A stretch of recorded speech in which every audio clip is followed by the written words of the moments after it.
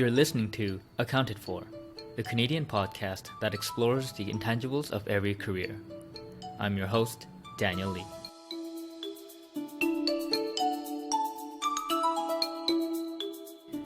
Hello, welcome back to Accounted For, the podcast that shares and inspires unconventional career journeys.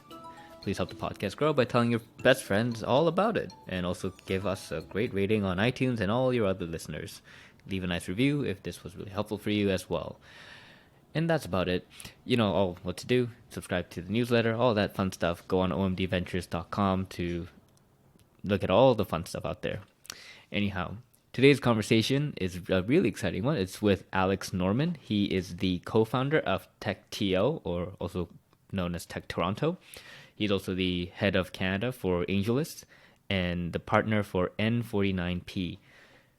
Through his various ventures and roles, Alex is an investor and tech entrepreneur who is building the Canadian tech ecosystem. TechToronto is on a mission to develop the technology and innovation economy in Canada through its wide-reaching events. I've gone to one myself, and we talk about it briefly in our interview, but it's definitely one I would really recommend for anyone who might be in the tech ecosystem or is curious about it. Just try going to one. You'll get a great sense of community, and it's also really informative too. Like, I came out of it learning a lot about the businesses that actually presented their business models as well as their journeys as well. So it's a really fun time. So I definitely recommend you check it out. And AngelList, I've had a previous podcast guest come on and talk about AngelList briefly, but we go a little deeper in our conversation on the venture side. And the company itself is a startup investing platform that manages about, I think Alex said it was about a $1.8 billion in assets under management. That is a lot of money. And kind of carrying over to that is N49P, which is a VC fund for early stage companies in Canada that Alex is a partner in. So prior to these fascinating ventures, Alex was a investment banker for Lehman Brothers, and he was there during the dot-com bubble period in the late 1990s. He also worked in various startups in San Fran, New York, as well as London, UK. He received his MBA from Wharton, became a management consultant for McKinsey & Co., and also co-founded Homesav, one of Canada's largest furniture e-commerce companies. And this was also later acquired by Rebellion Media. So given how interesting Alex's journey has been, just from reading, I'd say maybe just little highlights of it, we talked through all these various aspects, how he made decisions in each of his various career pivots and the circumstances that existed at the time. So we try to actually dissect out what was the environment like, what was going through his mind, and all the good stuff there that I'm always just fascinated to learn about.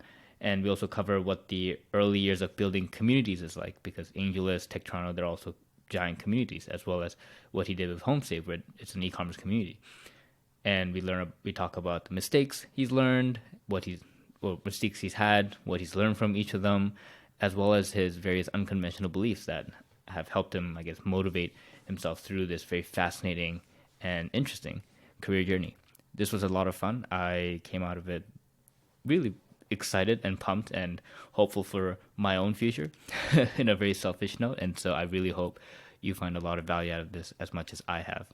And so, without further ado, here is my conversation with Alex. Hey everyone, welcome back to Accounted For. Today on the podcast, we have Alex Norman. Hey Alex, thanks for coming on the podcast. Hey Daniel, thanks for having me. No problem. Alex here, it has quite a long title, so please bear with me because he's quite accomplished. He is the head of Canada for AngelList, and he is also the co-founder of TechToronto and the partner at N49P. So Alex, that's a lot of stuff there. Can you provide us kind of a brief overview of what those three ventures are for you? Okay. The first thing is all three are related. They're all trying to help build the tech ecosystem in Canada.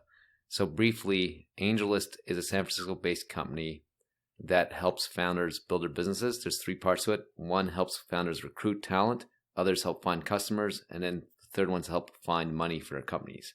So what I do in Canada is I launched what's called a venture arm. Got it approved to run in Canada and now run it. I can get into more details later on that. TechToronto is an organization that's trying to help push the Canadian tech ecosystem forward. What we believe is we want you to meet the right people that you need to advance your career and get the right knowledge. And we do that via events and digital membership, our digital platform. And finally, N49P is a venture fund that I've launched that focuses on investing in early stage Canadian companies. So you're like first consider the first check in there, and we lean in and help the companies be successful. Gotcha. Yeah, I went to my first the TechToronto event. I think last year, might have been early last year. I went to go meet your co-founder Jason through like a mutual introduction, and so that was my first event. And it was a little intimidating for a first timer who was just relatively new to the tech scene, when like it was just surrounded by like so many people. I just didn't imagine it to be so big.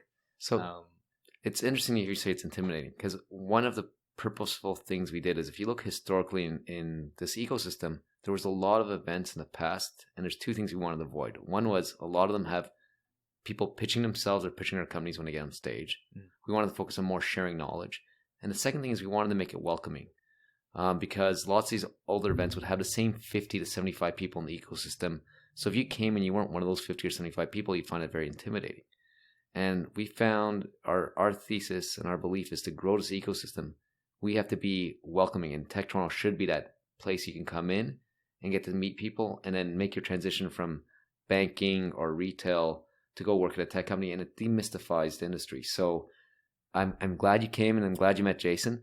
I have to work on making it less intimidating now. Well, so I'll actually expand on that because I don't want to give the wrong impression. So when but I think that might be the same for anyone who comes to a new environment. Like so I came early, and so I just didn't know what to do with myself at that point. So I just kind of sat down. And then I think when the conference kept on going and people came up and they were sharing what their companies were doing, and then I could actually start conversing with people around me. And so when I left, I'd actually made some, I guess, friends per se, and met some new cool people. But in the beginning, there's a little bit of getting used to for someone who just had no idea about the tech industry. Well, so that's good feedback. I'll incorporate it with the team. We've talked about having people that go around, and like we have volunteers that help us, and we've been talked around about having the volunteers going around and engaging people, or creating areas where people could see, hey, looking for a job, or have themes so people know what to do. One way we get by that is you came to, I guess, TechTO, the main monthly one. We have a bunch of sub communities. So like we have one that's focused on health, or we have one that's focused on travel tech. And the idea there is that also, hey, if you're in health and you're a physician, coming to TechTO might feel very weird because you know nothing about technology, but hey, there's something on health. This is my community already. It's focusing on technology, and you'll meet more like-minded people. Again, and that's all going back to our goal is to help advance the community, and part of that is making it easy for you to involve with the community. But I'm going to take this feedback and see what we can do to make it even more welcoming at the main one. Awesome. And in regards to AngelList, so you're the second person from AngelList that's coming on the podcast. I had a friend of mine who's an engineer on the talent team who kind of gave an overview on that, but with you coming from the venture side, it kind of paints a picture of how actually big AngelList is. I think you guys manage something close to like $1 billion in assets, right? It's up to 1.8 billion. 1.8 now. Wow. US dollars, not Canadian. Dollars. Wow. That makes it even bigger for us. That makes like 2.5, I think, Yeah. Canadian. That depends. I think oil's gone down a couple, so Canadian dollar's gone down as well. So I've been at AngelList for a while, and I think the way to look at it is really 3 different companies in one, all trying to help out founders. So the talent team is really focused on providing a talent marketplace, which helps recruit talent. So, and I don't know much of what goes on there, to be honest, anymore. The second thing is we bought a company called Product Hunt in late 2016. And you can think of Product Hunt as where companies do their PR announcements, but it does more than that. It's where they launch products, but they can also interact with the early adopters to get feedback before they launch those products. So it allows you to get your early customers, get sort of that buzz going. And then the venture arm really does 2 things. We help founders get money, but we don't do that directly. So talent, we help people meet or recruit directly. What venture does is it provides it basically helps it make easier for people investing into the companies. And so what I mean by that is we have a digital back office offering. So if you want to run a venture fund, we can do the digital back office for that. Or if you want to invest in one company, and that's what's called a syndicate, so get investors behind you, we have a digital back office for that. So you can come to us and use just the digital back office. It helps founders because now people have an easier, more affordable way to invest in them. And the second way we help is we also have what I call a capital marketplace. So if you're using that digital back office and you want to raise more money for the companies you're investing in, we can introduce investors into you. So we then now help the people who have chosen to spend their time finding the right companies and investing in them get more capital to put to work and help again. So indirectly, we're getting more capital into companies and helping founders have a better chance and longer runway to actually build their companies. Mm-hmm. And N49P, like, it's a separate early stage venture company. So why did you create a separate one when you could do it through AngelList? So I guess AngelList is a marketplace. So AngelList doesn't make direct investments themselves. Right. So either people are coming using our digital back office and they're bringing their own investors to the platform, or we have individuals, high net worth individuals, institutional investors that have come to the platform to find access to those deals. So the difference between AngelList and N49P is I'm a customer of AngelList now. So at AngelList, it's a marketplace. What I'm now doing is I'm being one of the people in the marketplace. So I use the digital back office to run my fund. I also have had capital come from the capital marketplace as investors into my fund.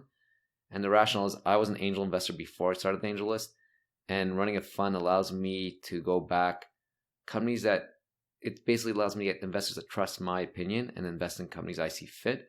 So I thought there was a gap in the market where we needed help. The earliest companies don't necessarily are hard to get big checks from. They usually rely on friends and family, and this is my ability to support companies that would have hard time raising from quote unquote institutional investors before. And even if I were to take those deals and try to syndicate them on AngelList, they're really early. So if someone in New York or San Francisco looks at the deal and goes, "Don't understand who these founders are. They don't have the product's been in the market for a month. I may trust Alex, but I don't feel confident writing a check into that." So having a fund allows me to deploy capital in people that trust me. So the way to look at it, it's my leveraging of the AngelList marketplace.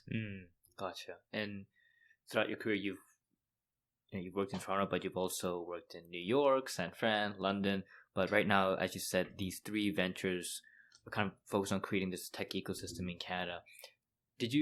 Where did you grow up in Canada? So I grew up in North York, which is basically Toronto. It was then a separate city. I think sometime in the 90s, it all amalgamated. But yeah, grew up in North York. Was born there. Was in the same house till I went to university, which is in Montreal. And I actually never thought I'd come back. Really? Went to McGill, had a great time. And after that, I went to the States. And I'm like, okay, Toronto was a very different city when I left. It was fragmented. The downtown wasn't lively, and I didn't think you could make a career here. So when I left, until I moved back, and probably until a year before I moved back, I never thought I'd move back here. Mm-hmm. And before we get into your post-university career, I want to focus on your high school venture. So you had something called Alex Norman Collectibles, and I read that you were able to generate something from $30,000 to $60,000 a year or something in annual revenue just from this business you started in high school and you kept running even in university. I'll take a step back. So how that started and so early on, I think like many people, I had a weekend job. I was actually working and selling at a jeans store. They had 2 locations. I don't think either exists anymore. And I had a hobby, as a geekiest hobby as you could. I bought comic books, and I was an avid collector, and I was spending more money than I was making. And I'll give credit to my father, who has a small accounting practice and firm. He said, well, you can either work more hours or find a way to make it pay for itself. And the world was very different then. This was pre-eBay, pre-internet. There was inefficiencies in the market. So what I was doing was 2 things, in retrospect. When I was investing in comic books, like I had Superman 1. I had lots of big famous issues. Superman 1, Justice League 1, Fantastic Four 1. So I'd invest in them, and then what I was doing with the buying and selling was I was getting wholesale prices and then retailing them, but also I was able to. There was arbitrage opportunities back then, so there was newspapers, like hobby newspapers. I could see stuff selling in Florida, buy from there, and then sell them here for 2-3 times the price, just because whatever is popular here might not be popular there, and vice versa. And then after a while, as I set up a proper business, I was buying and selling at, we used to have comic book shows every month in the city. And so I could buy collections cheap and sell it. So it was basically retail and an investment, both doing retail, typical retail, buying cheap and retailing it at a retail price. And then it was also investing in, and then if the investments worked out, I'd have then a lot of copies of comic book, which I could sell at the right time.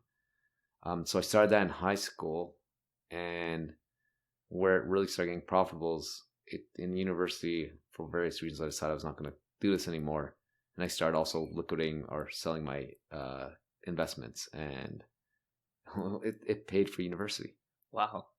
Was the concept of starting your own business, this kind of entrepreneurship flair, something that resided early on, or how did it all come about, you think? I don't know. It's, again, I think I was encouragement. So I think lots of people get encouraged by the context that they brought up. So my father had his own accounting practice, and lots of his clients were entrepreneurs. And, I spent a lot of time at his practice, met a lot of his clients. And so it's modeled for you. And when I started this business, I didn't think of being an entrepreneur. I didn't think of it. It was just a way to pay for my collecting habit. So I wanted to spend $400 or $500 a week or whatever it was. I had to find a way to pay for it. And when I started, I was too young or too naive to think of myself as an entrepreneur. I think later when I was in university, I realized that's what I was doing. And it's funny, I got less entrepreneurial. Coming out of university, I was not entrepreneurial. But I think there's always been an entrepreneur inside me. Mm-hmm. And so you went to McGill for business, and after McGill, you went to work at Lehman Brothers. Yeah. For some people who are too young to know what Lehman Brothers is. well, if you look them up, you probably don't see a good history. And I was not there when it imploded. I was actually surprised it imploded. So maybe I'll give some context on McGill. I went to McGill. Originally, I was going to do something like a bachelor's of science in mathematics. Went there the summer before. I was supposed to start school and start talking to people. I'm like, I have to learn the volume of a falling leaf, and I'm like, what's the practicality of this? And then what appealed to me about business, I had a bit of business experience or entrepreneurial experience. You could use math, which was my forte, and so like finance and stuff like that, use math. And I took what was then called a concentrated in MIS, which is Management Information Systems, and finance. And before I went to McGill actually changed my outlook in life. I thought I'd come back to Toronto. Montreal, I went to McGill because it had a good reputation. It was located in Montreal. I wanted to be a big city, and it was far from Toronto. I didn't want to stay in Toronto. But if you had asked me where would I go after McGill, it would be come back to Toronto and do something here. But the amazing thing about McGill is you had a very international student body. You had a lot of people that had lots of global aspirations. And again, being influenced by the context and your peers, I said, you know what, I want to go work in finance, and the place to work in finance is New York. And then, so I guess you asked what was Lehman Brothers. So actually, I did stop before I actually started Lehman Brothers. I worked a few months at a company called BlackRock, which is a large a large mutual fund and ETF company. Yeah, I think they manage a couple $1 trillion in assets. It was a lot smaller back then, and I took that because. So investment bank. So Lehman Brothers was an investment bank. An investment bank, they do usually either sales and trade, so they sell and trade financial securities, or they do investment banking, which is like mergers and acquisitions. So helping companies buy each other, or helping companies raise financing, could be debt, or selling some other company going public. And at that time, some of the banks recruited on campus, some of the consulting companies recruited on campus, but not many. So my goal was just to get to New York.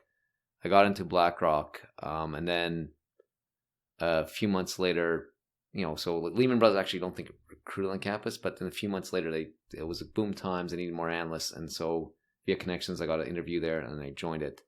And I joined a tech M&A group, which was perfect for me. Finance, tech, that's what I studied, that's what I was passionate about.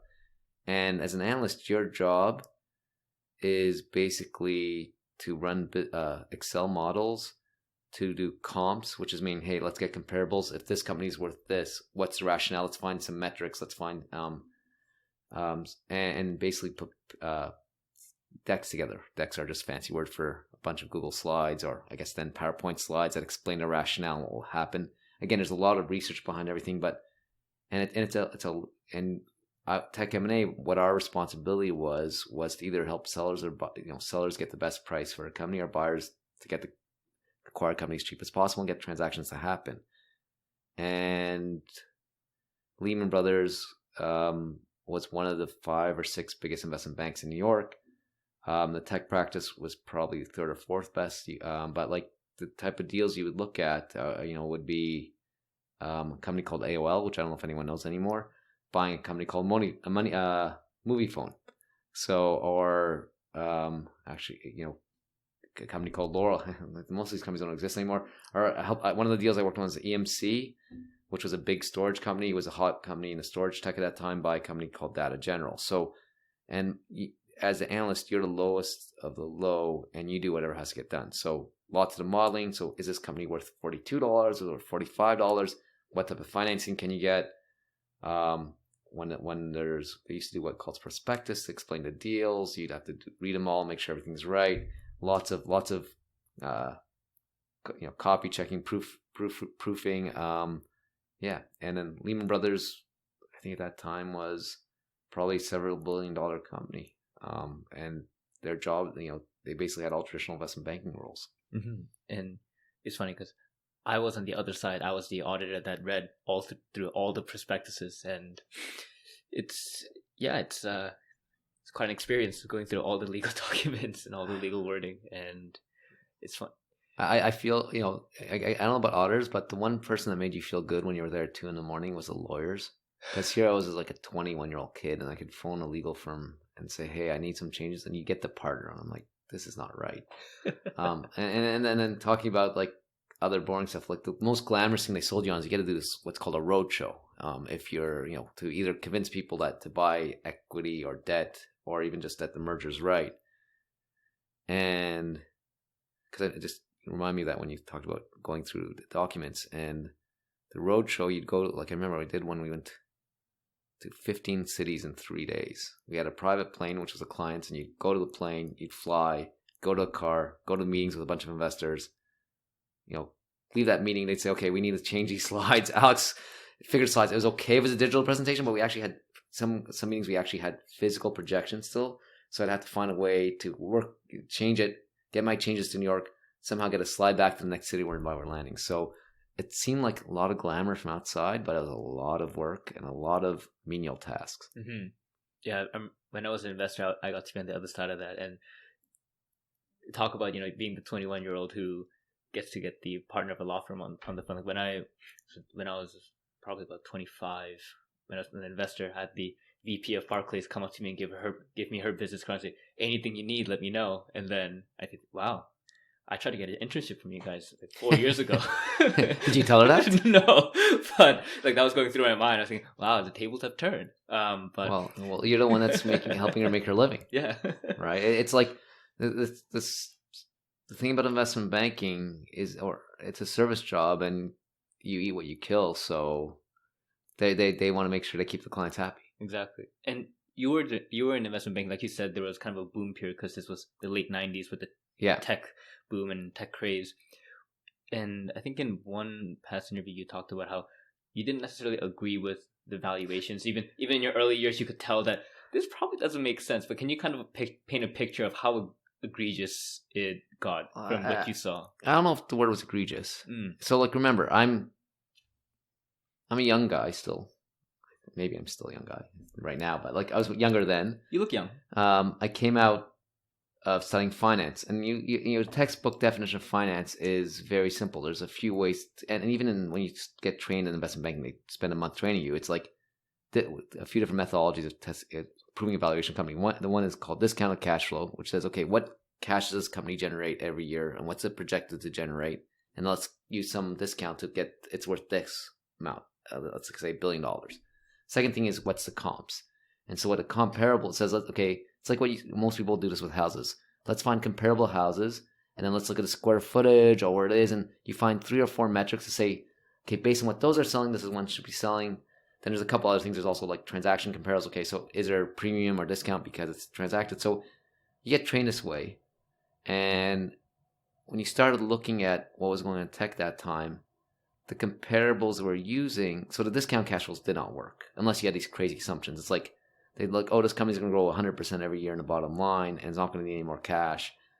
And that might be true for a few years, but 20 years out, it's not true, or 10 years out in the terminal value. And then you looked at the comparables; they weren't using what would be the standard comparables. Standard comparables would be X times revenue or X times EBITDA. And everyone started valuing stuff on X time eyes. Like how many customers, like how many eyeballs are looking at this company today? So like, hey, there's, basically what we'd call page views right now, or unique viewers. And the multiples were like, it was like this company's worth 100 times, $100 for each person that comes to their page a month. And you could see it, and just from someone that's still very young, hasn't seen many cycles, and go, this just seems insane. But again, that's what the market was supporting, and companies got very valuable very quickly. And you have to understand, compared to where we are today in the public markets, companies were going much public much sooner. So today, something like Uber takes 12 to 13 years to go public, has billions of dollars revenue. These companies were going public with 5 million revenue, 10 million revenue, and they were, again, if you go back, I don't know what Amazon went public for, probably like worth $100 million. So you see much earlier cycle. So the bar to going public was a lot lower, and these multiples were driven off stuff that weren't necessarily sustainable. I'm like, this seems a bit crazy. Now, in retrospect, some of those companies were cheap. Like you could have bought Amazon for I don't know what, or Google even when it went public a few years after the boom. They're all cheap, or eBay, but a lot of those companies no longer exist. Mm-hmm. And after your time at Lehman Brothers, you went to join a couple startups. You worked at a company called TradeOut for 7 months in New York. Then you worked at Savio for 8 months in San Fran. And then finally Simply Business, where you stayed for about 2.5 years in the UK. And I'm curious, during that time, so this was, I think you probably joined as the bubble was maybe somewhat popping, like maybe there were commotions in the finance world, but was it the conventional thing to do then? Was it still like because nowadays some people, like I have a lot of colleagues now who reach out to me and say, hey Dan, I think I'm gonna go into tech. Do you know anyone at Uber? Do you know anyone at Airbnb? And I'm curious about then. The timings, if you look at all three of those, I think I started before the boom had officially deflated. But I'll go back to the mindset. So here you are, what did people want to do when they graduated? The premium jobs at that point were consulting and investment banking. Private equity and hedge funds really didn't start taking off till early 2000s. And, because I started my career basically in 98. And what was happening at that point is you had all these cool tech companies. Like, despite what the valuations were doing, what attracted me and many other people to it were the ability to do something you wouldn't have traditionally been able to do at that time. Take a much larger role in marketing, or like you just had access. These companies were growing fast, all starved for talent. So they started looking for bankers and consultants, people that had been screened by someone else that supposedly had intelligence, and they gave them managerial roles that would traditionally take till you after you get out of an MBA, or you're 27 or 28 and you've proven yourself. And then on top of that, these companies were growing fast in valuations. So you said, okay, they can be, pretty profitable to be. And then your sacrifice from a salary perspective wasn't much, and sometimes it was a bump up, which was unheard of. So investment bankers, analysts got paid well then. There was a huge boost when I left, because what was happening is it seems like all the bit more entrepreneurial risk takers left banking consulting within 12 to 18 months. And actually, after the people left, and the analysts and associates that stayed, that probably weren't going to get left, got reward for staying, and their salaries almost doubled to stay. So I remember it was pretty common to leave and look for a tech company at that time. And the effects of that in the financial industry, actually, I think the base salary is almost double over a 12 to 18 months period to retain people. So that's how strong the pull was. Wow. And when you eventually moved into what was like the third startup, Simply Business, and you stayed for 2.5 years, like what was the mindset then? Like why did you continue to move between startups for 7 months, 8 months, and then stay at Simply? And then why did you eventually leave that one? So I, to understand that, all those, they're all interrelated questions, right? Yeah. So it's more, why did I leave the other two quickly? The first one, trade out, had all the hallmarks of a company that looked great.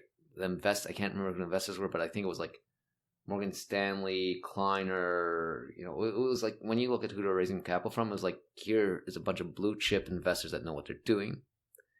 Big concept. They were the first business to business marketplace. They were trying to take on 100 different marketplaces at once, like used equipment, white good, excess inventory across all the different industries. And it was based outside of New York, so I was doing a reverse commute and had a strong management team. So I went there and joined. I was responsible for building 3 or 4 marketplaces at the same time. And even as crazy as the current ecosystem is, and I don't think the current environment's that crazy with technology, and we can get to that much later, but at that time, it's hard for people to remember how crazy it was. So here I was, a 22-year-old. One of the categories I had was excess inventory in let's call it the hardware space, like hardware, like hammers and saws. And I'm negotiating with Stanley Works. Stanley Works at that point is like a Fortune 600 company, so it's a big company.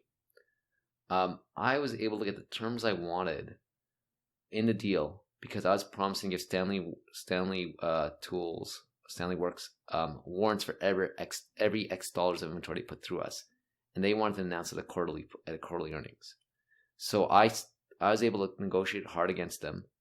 I got 75% of what I wanted, and then they made an announcement saying, "Hey, trade out. We've just done a deal with them. We're going to put $400 million of excess goods through them in the next 2 years. As part of that, we get warrants to buy 1%. I don't know what the terms were, but something like that. Their stock got a boost because of that. And that's how crazy it was back then.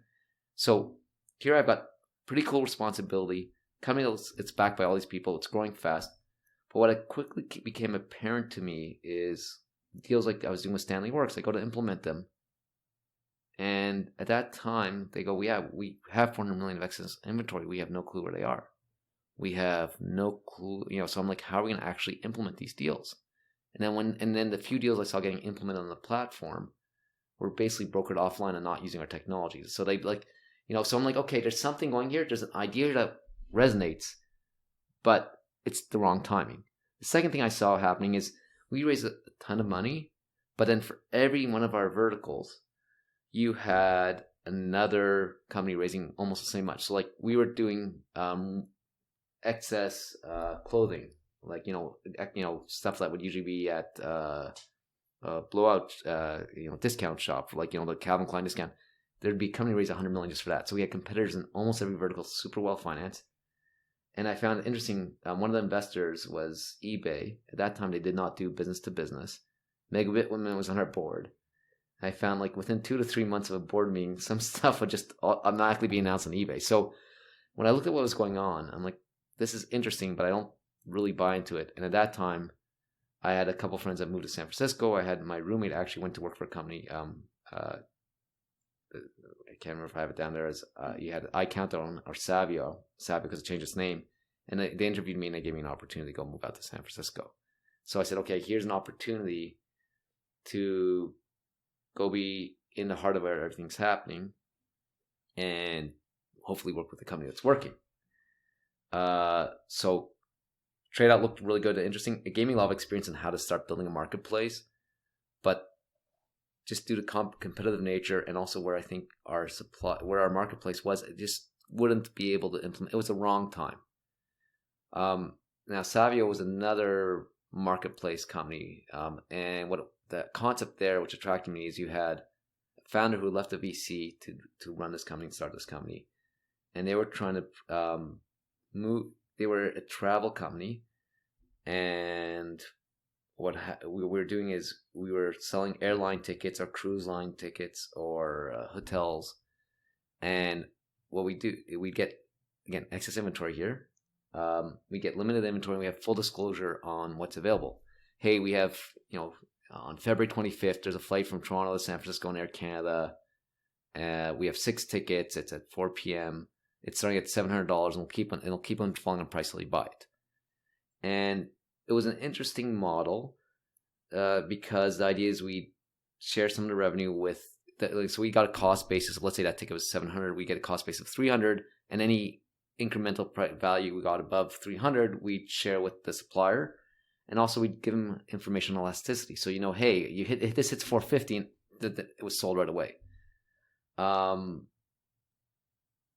This company, and again, my responsibility, it was cruise line. It was building cruise line vertical in the vacation rental, and like more like timeshares and stuff like that, not like Airbnb. My friend actually was responsible for airlines, and things were going pretty well there. But three things actually. The company imploded just after I left, and I knew it was about to implode. And it was three things. One is, at that time there was the talent globally, so then we started recruiting people from everywhere, and there was still, so like we brought in a couple people without travel experience, without technology experience to be on the management team that were just bad fits, like just culturally they didn't understand what was going on.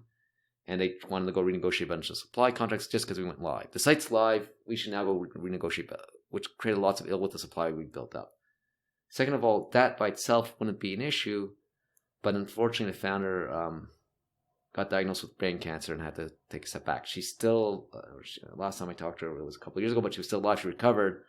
But now you had the genius, the charismatic person behind the team leave. The two right-hand men that she recruited were not appropriate fit, and then by the actions they had, we started renegotiating with all our suppliers, and the suppliers were like, okay, we want a big chunk of the company because lots of airlines own a piece of Priceline which went public and was killing it. And then you had Priceline and what happened was Priceline and Expedia just had a lot more money and actually were able to compete with us and get, it just, again, it started falling apart quickly at that point. And that's that's also when .com boom started getting shaky.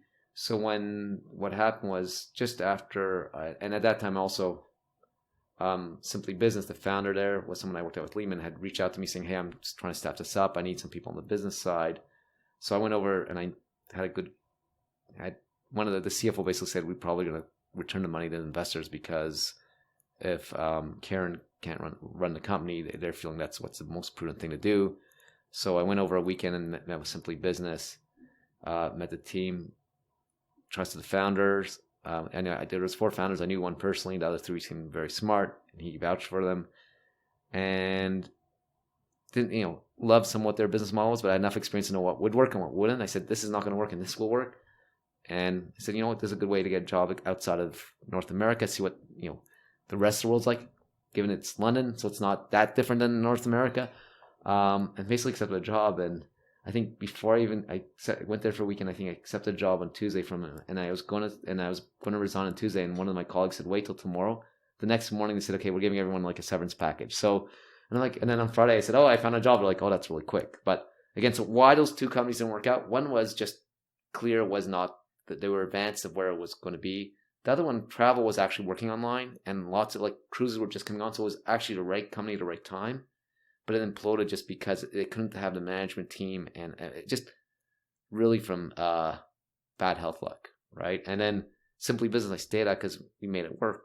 And I came like for launch, and I can get to why I worked, but various things that worked, and I was starting to scale up. And I left because we got to what you'd call product market fit, and I saw that to scale it was less interesting for me, and I saw it was time to get my MBA. And so I got into a good MBA program, and I was there 2.5 years from like just after concept to us pivoting and figuring out what works to, okay, now it's let's get a team that's scaled up, because that's usually what you did then. And I want to get my MBA. Yeah, I think you joined Simply Business as probably the first business focused hire then, and the company eventually sold for something like 400 million pounds. Yeah. And so, I feel like it might have happened where you have friends around saying, man, why don't you stay for the ride? But what about the scale up process wasn't appealing enough for you to like postpone an MBA? Or was it the other side where the pull of doing an MBA was just that much greater? Well, so first of all, I never thought I'd do an MBA. And actually being at Simply Business convinced me an MBA was valuable. Because I said, I had a basically undergrad degree in business, and I'm like, what does an MBA really offer? I was very skeptical. But what I saw is 3 of the 4 co-founders had MBAs. I think, if I remember correctly, it was Columbia, Harvard. I can't remember the third. Was it Stern? Maybe Stern. Let's go with that. Yeah. Sounds good. I think from your past interview, you kind of mentioned something like that. But... And so what I saw was their MBAs helped in 2 ways. One is they had a network of people that would just, they'd go to the alumni network and reach out to it, and they got meetings from that. So that was great. And that was usually, it's interesting, that was usually technology companies. Hey, we want to meet with AOL. Oh, there's a Harvard grad at AOL. We're both in London. We'll meet. The second thing was, with more traditional businesses, it gave you credibility. So I'd go pitch something Lloyd's TSB, which was a big bank at that time. And they're like, okay, one of the things that would give us credibility was our investor, which was a insurance firm, and also the MBAs of our founders. Oh, these people must know what they're doing. So that convinced me that an MBA is valuable. You get a great network. It's another form of branding that gives you credibility. And also, to be honest, I looked at it as, okay, that's a 2-year break. It wasn't that clear to me when I started, but that's what appealed to MBA. But I didn't, so that was a bit of the attraction. I said, this is a way to get me ready for further my career. It's something it gives you access. And then what was going on at Simply Business was I felt the nature of the work I would have to do would change. And I think in reflection, I think that also, if you look at where I am today, me knowing I couldn't articulate this back then, but I really like taking stuff from a concept to maybe, let's say, you go, there's a concept of 0 to 1, and then from 1 to X. I probably like taking stuff from 0 to 2, actually taking a concept, figuring out how to actually make it sustainable, getting the groundwork or the foundation for it to scale. But scaling doesn't excite me, right? It's a different challenge or problem, and it's very valuable, and that's how you make extremely valuable companies. But like we actually vertically integrated, and we started controlling contact centers for insurance companies, going to the middle of England, setting up a call center, figuring out the HR policy and how to do that, stuff like that. Just and there's probably a playbook there. That doesn't get me excited, and I wouldn't have been able to explain it that way before. But that's, if I'm in retrospect, I probably think that's why I caught the interest now in MBA and I got into a decent one, and where the company was headed next. The skill sets were different, and it was time for me to leave. Mm-hmm. And so you ended up going to Wharton, which is at University of Pennsylvania, and which is a solid, one of the top tier MBA schools. And after you came out of the MBA, did the thesis you had about it play out, like the network, the value of the brand? So again, I think a good MBA school provides, and again, Wharton's a big school too. It's 800 people. You get put in the cohort of 80 people, then you get put in a team of 4 people to do lots of stuff in the first year. I think, just like McGill changed my perspective on life, I think the friends and colleagues and people I went to school with changed my perspective on life. It became a lot more global and a lot more, I was always in professional service, and a lot more about other industries. I think the brand is helpful. I think the brands of MBAs have changed a bit over the time. I think we can get into that later if you want. But the network has been extremely valuable in 2 ways. One, which I expected when they're the people I went to class with. There's a subset I'm still good friends with, and we respect each other, and they will help me out, and I'll help them out. Or it's just, even if it's just a call to learn about an industry. And the second thing is, what wasn't apparent then, and there's now more digital databases. And every once in a while, if I need to learn something in the industry, I can go, ping a digital database. And if I cold email someone that's a Wharton grad, I'd say my success of at least a response is probably 60 to 70% versus most cold emails is probably 25%. So it has provided me with a network that's important. It's provided me with some of my closest friends, and and business mentors are people I went to school with, but it's also opened up stuff. The brand is valuable. I think it's less valuable in what I do today because there's a belief that MBAs don't know what they're doing when it comes to tech. I think that's a misconception. I'm biased.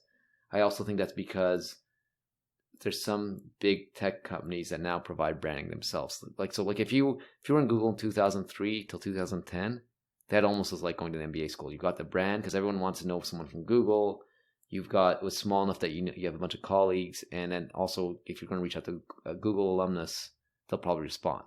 So I think in a weird way, I don't think what people understand about the good MBA schools provide all that, but I think there's a few now good employers that globally that provide that. Probably the Uber alumni will do the same thing. So I think the brand's valuable. And it's also valuable still in very traditional corporate, let's call it corporate America. If I go talk to someone that's working at a real estate firm, they valuable because they still are hiring lots of MBAs. It's just in the tech sphere, there's a bit more skepticism, and they don't understand necessarily the value of an MBA or why it's the brand's doesn't resonate as well. Mm-hmm. And I think you mentioned about the corporate branding, and you've also attained that as well, I guess, from Lehman, and after where you went to McKinsey. That one, I think in one interview you said you ended up selling your soul to McKinsey because you had to pay down the debt for Wharton.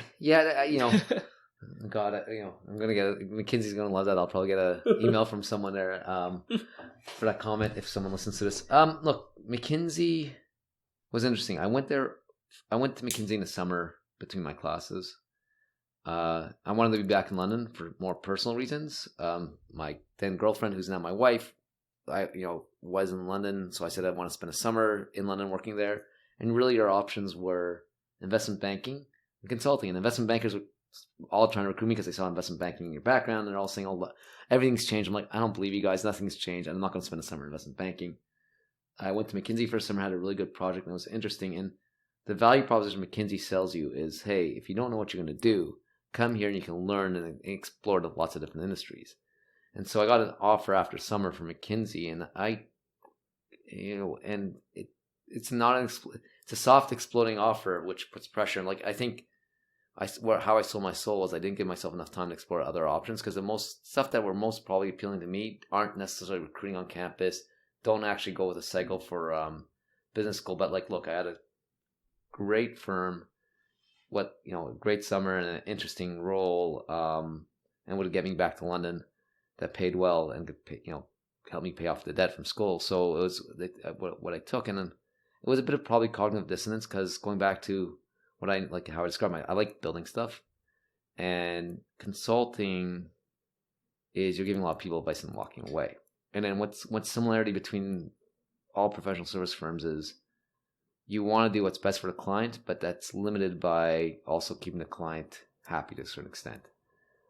Someone that's in lots of these firms will push back, and there's some partners that will do what's right, but there's a lot of incentives to push the envelope but not break the envelope when you're giving advice to a client. So if a client tells you this is absolutely no way we can do this, it's very hard to tell a client this is what you have to do. And I think so I think that's where I feel like I sold my soul, and that's the biggest problem I had. Even when Lehman, Matt says this company should be 35. They want to buy it at 45. We're not going to get to 45, but we'll find, maybe we'll go, we'll say, okay, is this really 36 or 37? Of course, if you ask anyone, this never happens.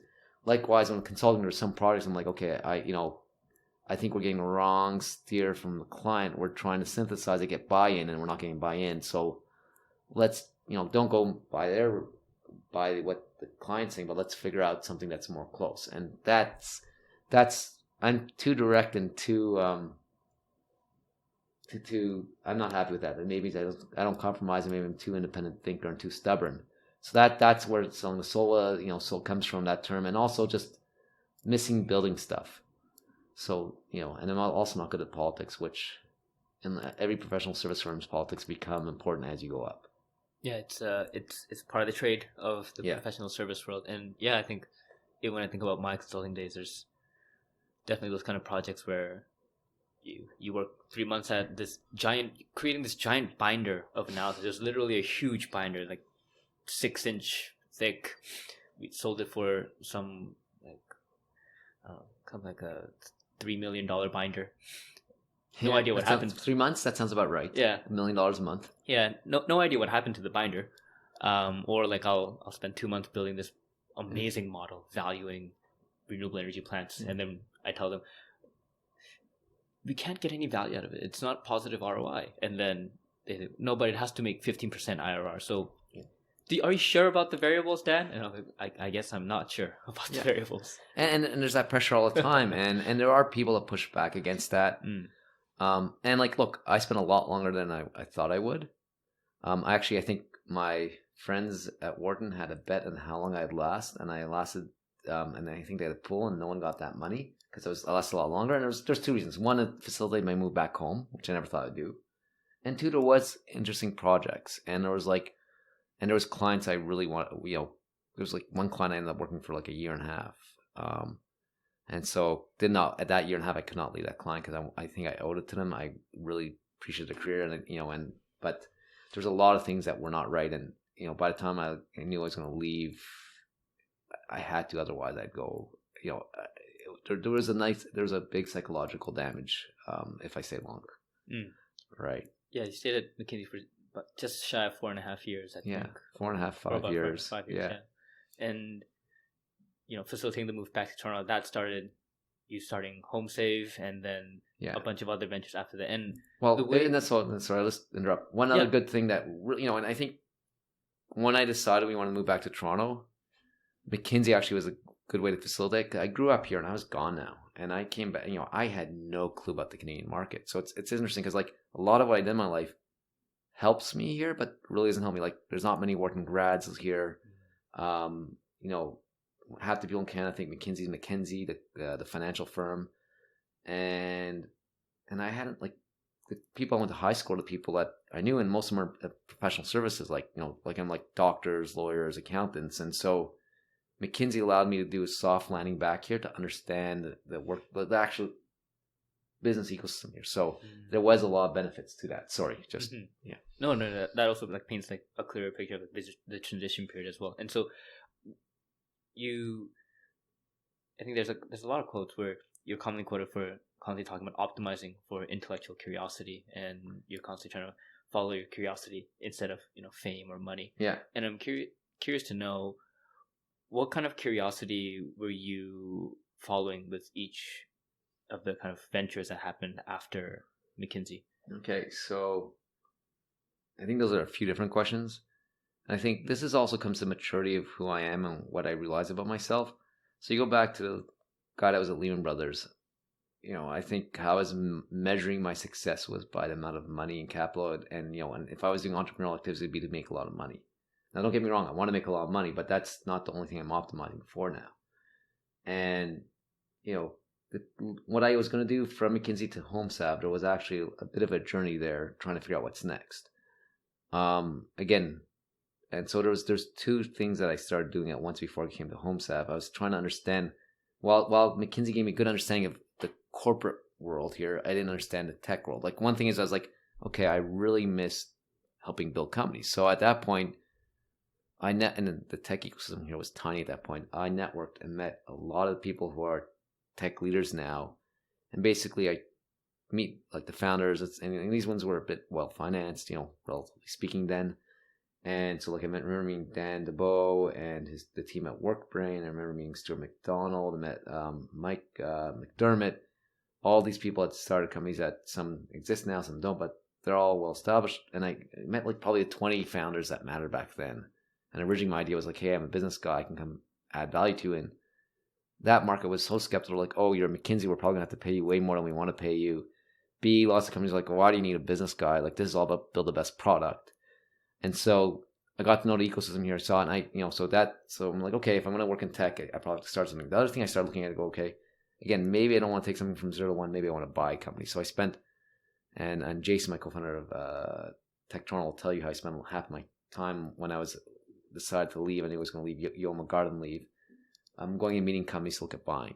And then when I said, okay, these companies I'm looking at buying, they're very fragile. Well, I'm going to pay someone to do this. So it just reinforced my desire. So I did an exploration. First exploration was trying to figure out what I want to do next. And so when I looked at the market, I go, okay, there's no really stepping stone in the tech ecosystem here.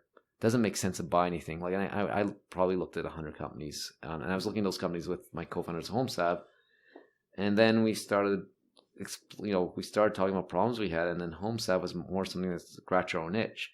At that point, we realized that, so there was Eliza, Amnon, and me. Eliza had one kid when we started, and I had one kid. I just had my kid while we were going through the process of looking, exploring, buying companies. And we realized that you think of home decor and furniture as something you buy once. right? What you do is, you graduate from, you go to university at a kid, and once that, you think that's it. Then you're going to you go get a condo in Toronto, and you're like, okay, I'm going to buy stuff. And then what happens if you're doing well, or it's less, or at that time it was more possible than now, but you go buy a house. And you buy a house, you furnish it, and then you have kids, and everything you bought is not kid friendly, so you go refurnish it again. So we said, okay, you can build a good relationship with people if you can walk them through this journey. Second of all, there's really very few strong brands in this category. And third of all, the timing looks right that the home decor and furniture is going to come online. And so this all came at a problem because we were just literally all of us were talking about, we were redoing our, like, buying new furniture for a house. And Elisa had it with refurnishing for kids. I had it because we had moved into this big house in the annex when we moved back, and then we just had kids who were redoing everything, and then Amnon had moved a couple times. So that's how we found a problem. We saw an interesting solution. We thought the timing was right, and that's why we started Homesav. And so it was more trying to solve our own problem, and it was also facilitated by, as I was trying to figure out what's after McKinsey, I did explore getting into the tech ecosystem, explore buying something, and neither of those possibilities seemed feasible or interesting. And so I said, okay, here's the problem we have. I have two co-founders that are complementary. Let's go build this.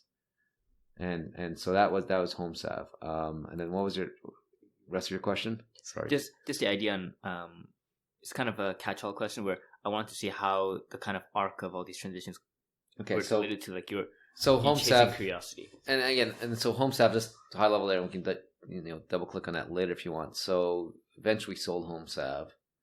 The acquirer wanted us to stay on. I stayed on, and then the idea was in my mind, I'd probably start another business next, right? I'm just trying to think how to best phrase all this. So actually what I thought after we got acquired, it'd be like a year or two to acquire, and then I'd start another business.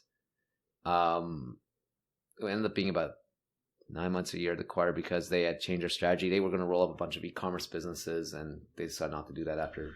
And we were all outperforming our targets, but for various reasons they changed their strategy. So I went through another exploratory process. I start doing 3 things at once, and one was Jason, who was an analyst on my team's own as engagement manager at McKinsey, came back. We had stayed in touch. He was working in sales, came back and said he wanted to get involved with the ecosystem. And I said, okay, let's start this organization. Let's find a way to get back to this ecosystem. Because I had worked in tech in New York, San Francisco, and London, and I believe we had talent that can compete with them. But there was some stuff that this ecosystem could be more cohesive, could learn faster from each other. And that was sort of the origination of TechToronto. Jason's desire to get involved in the ecosystem, my desire to get back. That was supposed to be a 3-hour per month hobby. We started off first helping another organization, then we started doing the first TechTO, which I think was 9 people. But there was a curiosity to get back and a way to get involved with the ecosystem because he had moved back. I had blinders on building a company. Second thing was I started using lean methodology for a few companies to build my next company. And so I went through 2 or 3 ideas in the span of like 9 months where I had ideas. I brainstormed or find a problem I wanted to solve. Like my wife got pregnant, or we got a second kid on the way, and I remembered all the pain in finding daycare. So I said, okay, how can I help with the waiting list? And we explored lots of time. Lean methodology. Ended up killing 3 businesses, and some of them, one of the concepts had a lot of traction. It was like at, I think, $25,000-$30,000 revenue after the first month. But for various reasons, all these businesses I killed. I didn't believe in them as long-term ideas. And I started giving advice to a bunch of founders. And somehow, despite not having something to take all my time, I was still at this point, I think I'd left the acquirer, and starting something that was supposed to be 3 hours per month, doing lean methodology and advising companies. Again, I found myself working 60 hours a week. I go, okay, what's going on here? This doesn't make sense. And at this point, also, I found I really wanted to help build an ecosystem here. TechToronto, what happened? TechToronto started taking more and more time as it seemed like we had something that just resonated with the community. My advising had taken more and more time, so I turned around and said, my time is limited, I can't get my time back. If I'm giving some of my time and helping a company with introduction, something like that, my reputation, let me limit those. And I started angel investing to limit my commitment to other people, so that if I can't feel comfortable giving some money, which I can always hopefully earn more money, why would I give my time or risk my reputation? So what happened over this period, where this muddling period, where tried 3 ideas, killed them all, and I said, after the third one, I said, I'm not going to try something right now, because I feel if I'm just now starting just looking for a problem to justify starting something. I had gone from giving a lot of advice to just focusing on a couple companies to help with by giving money, and then giving my time. And then TechToronto started taking more time, because someone was asking us to bring it to Vancouver. We saw the ability to do sub communities, and it's okay, let me lean in here and make this a sustainable organization. So, and each of them let me learn something different. Angel investing and helping founders is somewhere between being consultant and building something yourself. And I was learning how to do that. With TechToronto, I was learning how to build something that could be sustainable, give back to a community that's not really a business. And that's not, that wasn't the intention. Like, there is revenue, there is a bit of cash flow, but the purpose was, how do we have impact and change something way beyond ourselves? So that was the where's intellectual curiosity, and also both those let you meet a lot of people, which again, I like being challenged, and I think I like meeting new, I like seeing how other things, and both those gave them the ability to that. And then AngelList came out of, they were looking to launch the venture platform officially in Canada. So they had some companies some Canadian companies raising money in the platform. They had some investors from Canada, but regulators had said, hey, if you ever want to do some scale, you have to get regulatory approval. And I was busy figuring out how to make, sort of institutionalized, for lack of a better word. I don't think that's the right word. TechToronto, I was helping out a few companies, and then Angels approached me, and I spent like 3 months saying, okay, you know what, this really aligns. One thing I never said, TechToronto said, there's Canadian companies need at that point, we need to build the visibility of the Toronto story and the Canadian story globally. Let's help with that. Second of all, companies need connections to talent, and we need to learn from each other, and we need money. The first 3 things, whereas I thought TechToronto could help out, getting more money in the ecosystem never could help at. And so the AngelList reached out to me. I knew who they were, and I spent 3 months getting to know them. Very mission aligned. Let's make life easier for founders. Second of all, allowed me to get more capital in the Canadian ecosystem. And third of all, it was a huge learning opportunity to say, how do I go from being an angel investor doing this by myself to learning from some of the best and brightest? And the team, when I met them in San Francisco, was probably one of the most impressive teams I've ever met with. So came on as a consultant, and that became, head of Canada. So that's sort of how that transition was. Again, like, lots of people say, here's my North Star, here's where I want to end up in my career. Here's the values and stuff that inspire me, and then they work towards that. I'm someone, when I need to enjoy what I'm doing. I need to be intellectually curious. I know the parameters that much more than I used to, but there is periods where I sort of muddle through and figure it out by going out and researching and finding what intrigues me. So, and that, maybe I don't have the foresight and vision to know what makes my career, but that's every transition period. Now, if you look at where I am now, is, I'm very passionate about growing the ecosystem. I'm very passionate, in tech ecosystem across the country, but focus in Toronto because that's where I live, but helping out Vancouver and Montreal, because I think if you have all 3 ecosystems working, it helps each other. And I optimize for doing stuff that I find interesting, like N49P was, how do I institutionalize, and how can I help early stage companies and do it in a way that is beyond just capital and scaling what I do and bringing other people to the table. And so there's a mission behind everything I do. Everything I do is sort of correlated. What I do for a living right now is just interesting, like helping people start new companies that change the status quo. You meet a lot of interesting thinkers. You have to think differently. And it's fun. And so right now, I hope there's not going to be another muddle through period for the next 10, 20 years. But, I'm not someone that knew, like, I probably had some goals that were just, for lack of a better, vanity goals. And I think over time I've known myself better. And then there's periods where you have to take a step back and try a bunch of different things to figure out where I want to invest my time. Mm-hmm.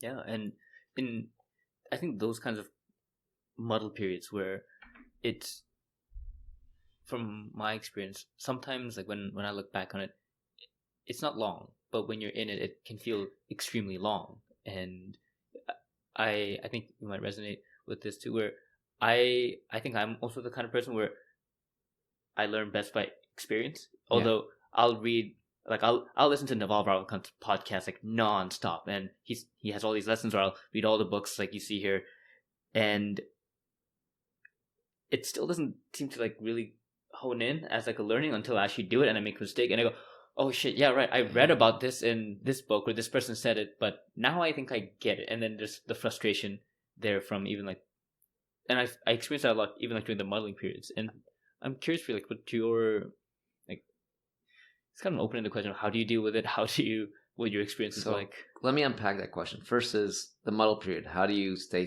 psychologically sane? I agree with you. Every day seems very long and it doesn't seem like you're making progress. I think you just have to realize that that's how you operate, and you have to you have to figure out how to measure success, because the fact that I've said no to something is I've said no to it, or or I've learned something about myself or what I want to do. That's learning and an advancement, but doesn't feel like it. I think the other thing, which I was very lucky at this point, and I think I've surrounded myself by the right people. I think you want to have the right people that inspire you and push you, but you also want to have the people that support you through this. And it starts with my wife, who I think my career would be very different if I didn't have her, because she sort of like keeps me sane and gives me the support when I need it, gives me shit when I need it too. I also, going back to some of the friends I made at Wharton or McGill or along the way at different places, are there also to provide that guidance and support. And also, if you have enough honesty with people, you see other people have gone through it, and then you can ask them for advice. So that's how do you deal with the muddling. I think, like you, I'm a voracious reader, but there's and I think you're probably being too hard on yourself, because I realize there's some stuff I'll read and go make that mistake. So angel investing, some of my early mistakes I made, if I read a bit more, if I absorbed what I read a bit more, I probably could have avoided those mistakes. But I think there's if you are analytical, there's some stuff you can learn from proxy, and the best way to learn is if we have to make all our mistakes ourselves, you could do very slow advancement in life. And there's a subset of stuff you learn from proxy by reading or seeing other people do. But I think why I have to make some of the mistakes, even though I know they're mistakes because I've read about them, is it's almost like going back from first principles and understanding the underlying meaning about that, right? Like, why does a venture investor need to have a company that can be $1 billion outcome? And you can do the math and then figure it out, but then you're like, okay, here's the exception. And, this company's the exception because I'm sure A, B, and C. And then you go through and make that investment. Not that I would make that investment, but you then see it play out and you understand it. It just becomes, and I think there's a need to, like, you understand, you read something, you think you comprehend it and you absorb it, but then there's a need to understand from first principles. And I think that's why lots of people make mistakes, even though they get advice not to do it. And it's very different than I've met some people that are like kids that you tell them, don't touch a fire, you're going to get burnt. And they will touch a fire, and they do that in everything in their life. That's very different than reading a bunch of different stuff and a sub-selection of stuff you have to go learn. And I think that's because there's some stuff that's so not tangible, right? Like, I'd like to think if someone says, like, don't run out of money when you run a company, I didn't have to learn that because that made logical sense to me, right? And I understand that. And there's other things you read about, like, okay, it makes logical sense, but you need to get more fidelity, and experience gives you fidelity that reading or conversations can't. Mm-hmm. I'm trying to think what else there was to unpack there. I think that's most of it. Yeah. No, that makes sense. Yeah. I like that you tied in first principles to the idea of, like, you have the experience to actually unpack it and actually whittle things down. And yeah, that makes sense. Like, I'll give you a very asinine. You can read about a first kiss. You can have your friends tell you about a kiss. You can watch it on a TV show, but there's a whole other level of fidelity in first principle when you have a kiss. Like you can't. There's just some stuff, and it's different for everyone that you just have to experience, right? Like, it's much easier to understand with a physical thing. Like, hey, I can, again, skydiving. Until you do it, you don't get it, right? Yeah. Like, and then, like, I am a runner, and I can explain to non-runners about running, and and half my friends eventually try it, hate running, and think I'm stupid and don't understand what I'm describing. But there's other ones like, okay, now I get it. I get this, what this runner's high is. Mm-hmm. And I think it's like that with our careers, and it sucks because we think we should learn everything and without having to experience it. And I think there is an advantage of doing that, but not everyone. You can't do it. You can't do it 100% of the time. Otherwise, when you do learn something first, you might get confused. Experience something that hasn't been written, you get confused. I don't know. Yeah, no, that's also true too. As we kind of get to the kind of final 5 minutes of this interview, I'm curious to ask, what kind of belief do you have that you think just goes against conventional wisdom, whether it be in business or in career? That's a good question. I'm trying to think of when it comes to mind.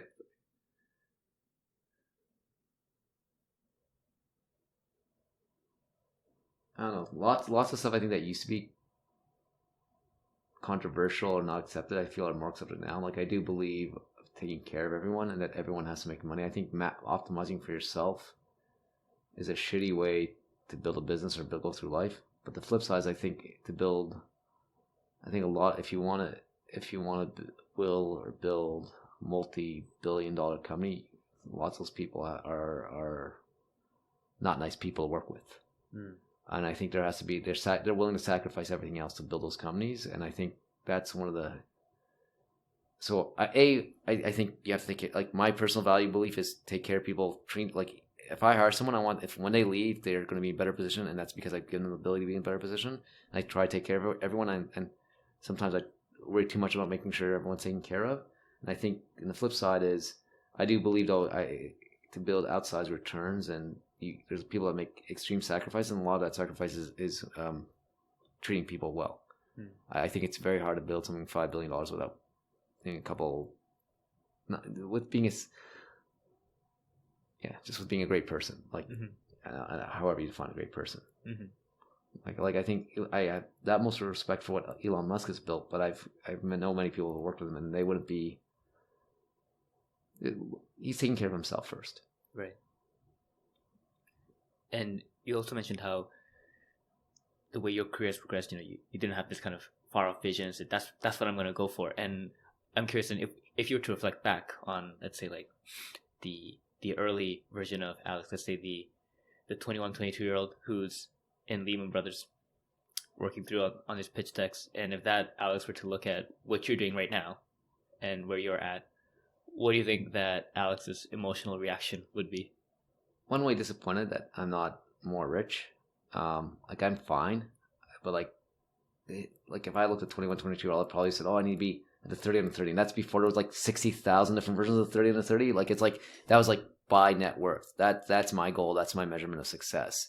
Very plain, very simple. And so they would be, but at the same time, they got to know what's going on. He'd be pretty happy to know that I think just where I'm from, how I appreciate my whole life. As kind of a spin-off question to that, then how has your definition of success changed? Like, what is it now compared to then?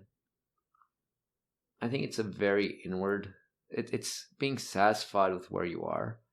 And again, I'm in a very privileged place in life where I feel I feel that I don't have to worry about money.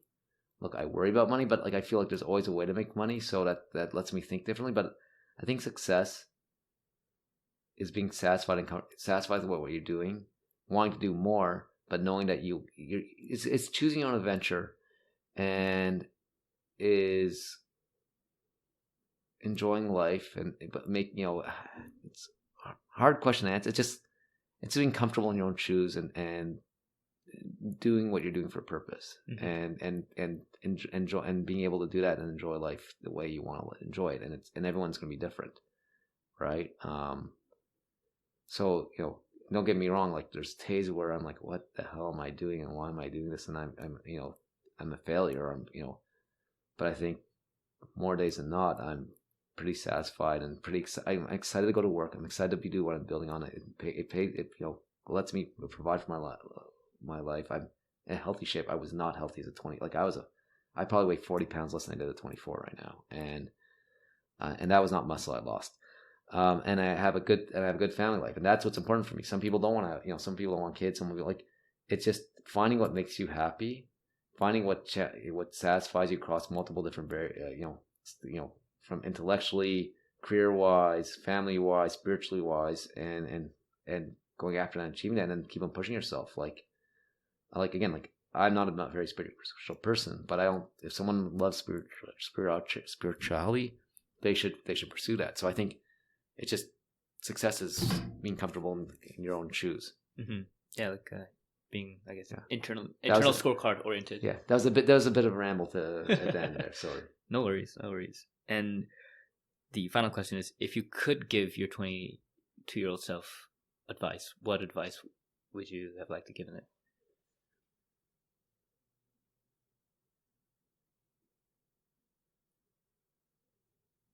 Give yourself space to figure out what you want to do. Like 22-year-old Alex was working hard. It was a prototypical investment banker, working hard, measuring success by dollars, and then partying hard. So if I wasn't at work, I was out partying. Wouldn't trade that experience for anything, but I think more time to self-reflect and get to explore and know what I wanted to do would probably have got me to where I needed to be sooner. Mm-hmm. Awesome. Well, Alex, is there anything we didn't cover today you wish we had covered? Like, you have a very extensive career, so we didn't get to cover everything, but is there something you wanted to kind of talk about but we didn't get to? No, I think we've covered a lot. I'll probably think of something tomorrow, but it'll be too late then. All right. Well, Alex, thanks so much for coming on the podcast and sharing your journey and your story with myself and my audience. I had a lot of fun. Thank you, Dan.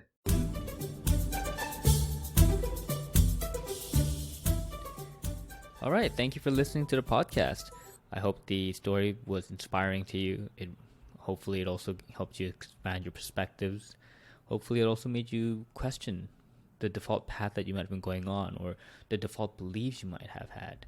And maybe now it'll make you even think about doing something about it, doing something different, maybe challenging yourself, being courageous. Who knows?